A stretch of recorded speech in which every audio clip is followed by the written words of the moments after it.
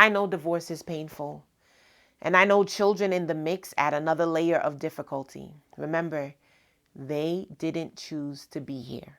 Be mindful of their feelings and their needs. It's time to exhale and be motivated.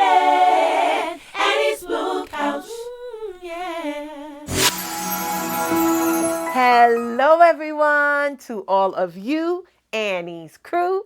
Welcome back to the Blue, Annie's Blue Couch.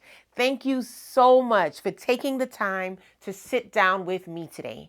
Now, before we get into today's conversation, I want to remind you to please like, subscribe, turn on the notification bell, and as always, please do me a huge favor and share this video with at least 2 of your friends.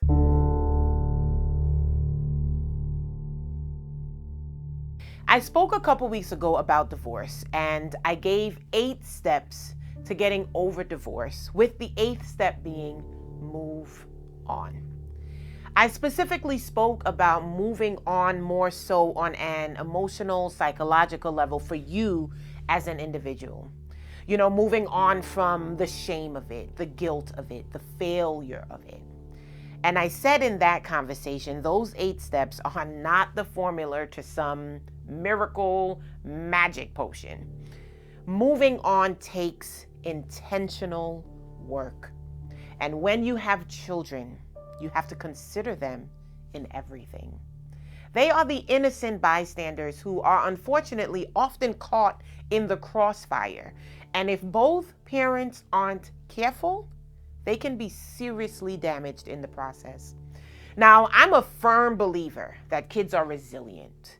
They intuitively know how to bounce back, and they can quickly adjust to change within reason. Depending on how young or old they are at the time of your divorce can make it easier or harder for them. And there are no hard and fast rules with that. Younger ones can bounce back quicker than older ones, and older ones can bounce back quicker than younger ones. No matter the age, the maturity level, what you think they know, and trust me, they know a whole lot more than you think they know. Your children are dealing with this divorce just as much as you are. It's just as traumatic for them, if not more traumatic in some situations. Today, I want to give you some tips on handling your children during a divorce. And as I said in my conversation on getting over divorce, these tips are not the be-all, end-all to your children's happiness. You'll need to tweak and adjust continuously as you go and grow through your divorce.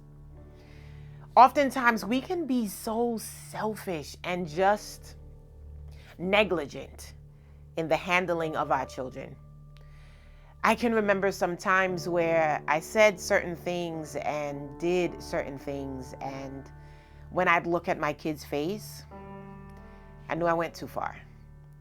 I'd be so disappointed in myself because I knew I just lost control and negatively impacted them. So this conversation isn't to bash. I've been there. I've made mistakes. I let hurt and anger and rage even control me in moments where I really should not have let it. And if that's you, it's not too late to turn things around and start behaving in a more mature way. This conversation isn't to say that my way is the best or only way, but having been through a divorce and having kids, I know that part of the process can be very overwhelming. I want to share with someone having difficulty managing this aspect of your divorce to help you put into proper perspective the handling of your little ones. If you've been through a divorce with kids and you have some additional tips to share, please do, so that anyone who's a part of Annie's crew can benefit from the gems you've gotten along your journey. So don't forget to leave a comment down below.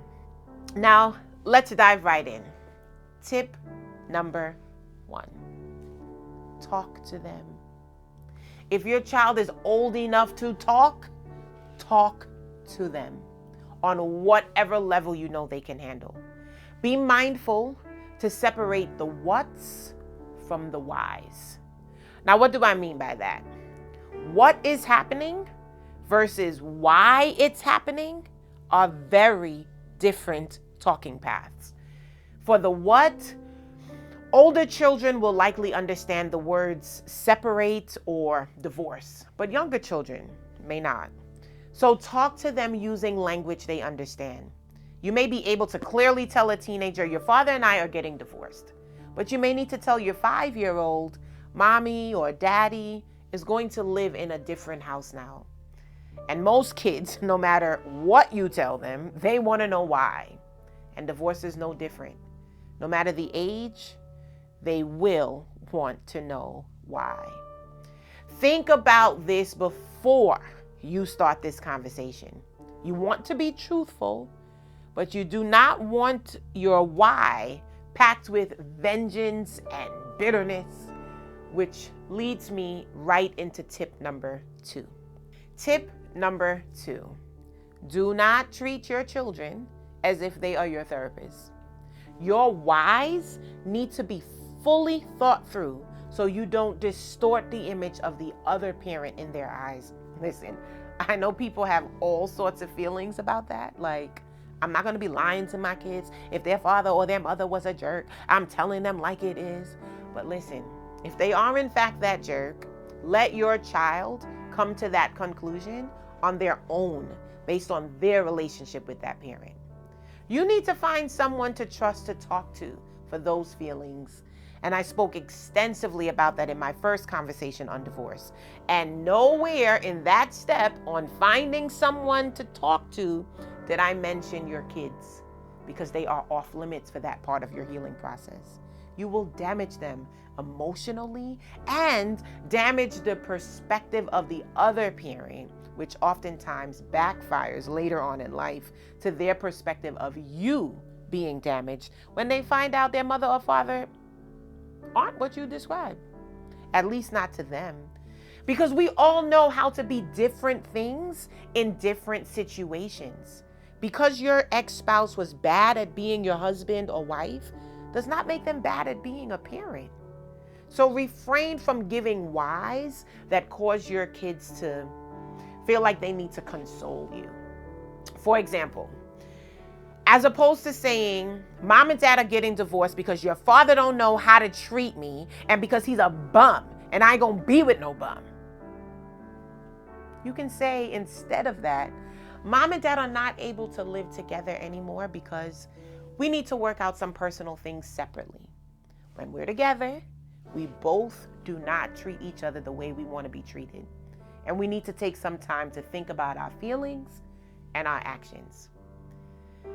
Now, you can say that's watered down if you want, but I'm telling you, your children do not need to be caught in the middle of your perspective versus your spouse's perspective. Because what that does is make one out to be worse than the other and forces your children to choose sides. And that's not fair to them. So don't do it. And that's actually tip number 3. Do not force your children to choose sides. Think about what you say before you say it. Truth as you feel it is not always truth as it actually is. So do whatever it takes to not make your children choose sides. I'm not saying make up lies to make the other person sound amazing. I'm simply saying save your truths for your therapist and do not bash your ex-spouse to your children. Putting your children in a predicament to choose sides makes them have to pretend. They'll refrain from sharing good feelings about the other parent and just feel this unnecessary pressure to please you by acting a certain way. Free them of that burden. Allow them to love both of you through their lens as they see it. Now, tip number 4, and this is a big one. Figure out sharing times, as I'm going to refer to it. Discuss with your spouse what is best for the children in terms of spending time with each of you. This can get very, very, very touchy and is a serious point of contention and rage when couples with children get divorced. Custody battles are almost never about the kids and almost always about the angry parents. Listen, your children are not pawns in a game. They have feelings, they have needs. And outside of the situations that involve abuse, they need time with both of you. Do not try to hold them hostage for any reason whatsoever. Do not hold them hostage because you aren't getting child support or because it's inconvenient for you to drop them off or pick them up at a certain time or because you think the other parent is whack. I reiterate, this is not directed to situations where abuse is involved. Your child's safety comes first, and they should be kept safe at all times and never exposed to violence, be it emotionally, psychologically, and certainly physically. But under normal circumstances, do not hold your children hostage and be difficult just because you can in an effort to stop one parent from seeing the children. Your children need both of you.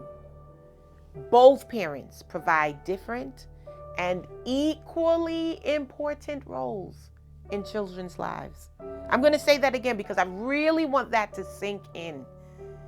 Both of you provide different and equally important roles in your children's lives. Don't sabotage your child's opportunity to have a relationship with a parent who actually wants to spend time with them. Listen, divorce is never fair. You got to let go of that concept of fair and just figure out what works. What works for your family may not be what works for my family or for someone else's family. Do not put pressure on yourself or your ex-spouse to be or do what anyone else is doing in their households. If it works that you have the kids during the week and they have the kids on the weekend, do it. If it works that you have the kids during the entire school year and they have them during the summer, do it. If it works that you have the kids for one full week and they have the kids for the next full week, do it. Your children are watching you, and watching how you handle this process can put guilt on them every time it's time to do the changing of the guards. Allow your children to enjoy their time with each of you without interference and without negative interjections. Figure it out. Do what works and let it be. And be open to change should it be necessary. Now, tip number 5. This tip may be difficult to do depending on the level of cohesiveness in parenting and willingness for both parents to compromise. Generally speaking, people parent differently. One parent may be more playful, another more strict. One may be quick to discipline, another slow to discipline. And the list of differences can go on and on. But children do need some consistency and structure to be able to best thrive. So if possible, and I say this one with a big if because discussing the sharing arrangements from tip number 4 may have been hard enough. But if possible, tip number 5, agree on certain key things. And again, key things may be different in each family. There's no right or wrong here. But let's take bedtime, for example. Both parents should discuss a consistent bedtime so that no matter which house the kids are at, that remains consistent. That's a constant for them. You don't want one parent's house to be a party house and therefore making the other parent's house jail. Work together on that. Maybe bedtime is not a thing that matters that much to you. Maybe diet is. Maybe homework time is. Whatever it is, just make sure that you have some consistencies between the homes. It will help the children adjust to the changes in the long run. Now, tip number 6, be intentional about inclusion. Oftentimes, there is one parent the children spends more time with. That parent is usually mom. So moms, Please include dad in the information. Anything new that happens, any milestones that he might have missed. I can tell you, I was not purposely excluding my kid's dad from their life, but there were things that happened that he felt left out in. You have to be intentional about keeping that absent parent in the loop. What their dad did was start a group chat. Simple solution. Is it perfect? No, but it's there, and we all know to put it in the group chat when we don't want to forget to tell dad.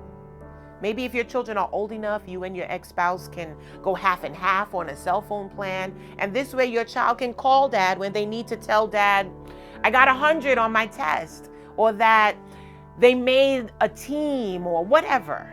Be intentional about inclusion. Now, tip number 7, do not prematurely expose new love interests to your children. Do not, I repeat, do not start traipsing in and out of the house, new people, just because you're now free to do so. Allow both of your homes to be safe places for your kids. When the time is right and you feel ready to move on, let the times that they're with the other parent be the times that you get to explore new relationships. Anything is possible, but it is highly unlikely that the first person you date after your divorce will be the next person you marry. So just chill. Chill on exposing your kids to all of that. Make sure you know. And when you're ready and you know for sure, then you can begin to expose them to a new love interest. Be super careful here though, and do not put pressure on your children to accept anyone. Now, tip number 8, consult with each other for major decisions.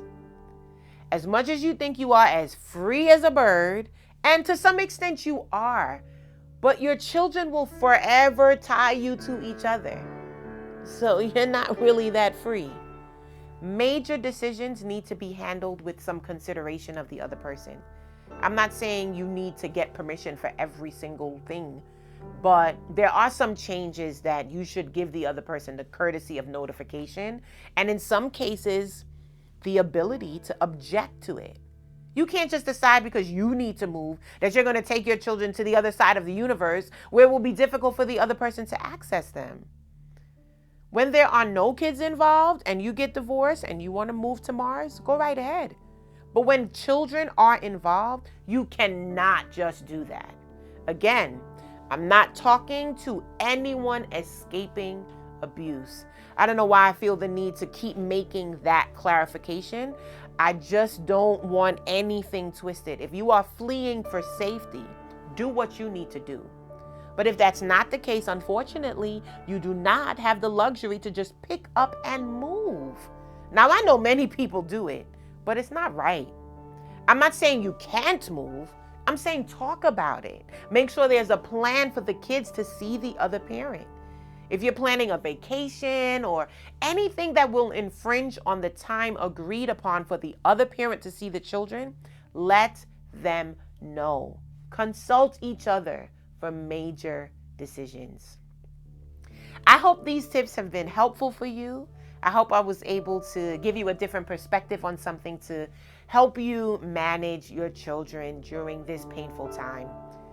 The key to getting through this and the key to getting your children through this is to, with all efforts, keep pain out of the driver's seat. When pain is leading, when pain is driving, damage is sure to happen.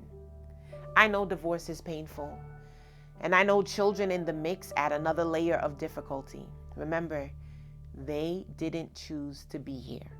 Be mindful of their feelings and their needs. Until next time, remember, you are beautiful, you are special, your smile is amazing, and don't let anyone or anything ever make you feel less than who and what God has designed you to be. Annie's crew, you are fearfully and wonderfully made. Bye for now. Annie's Blue Couch.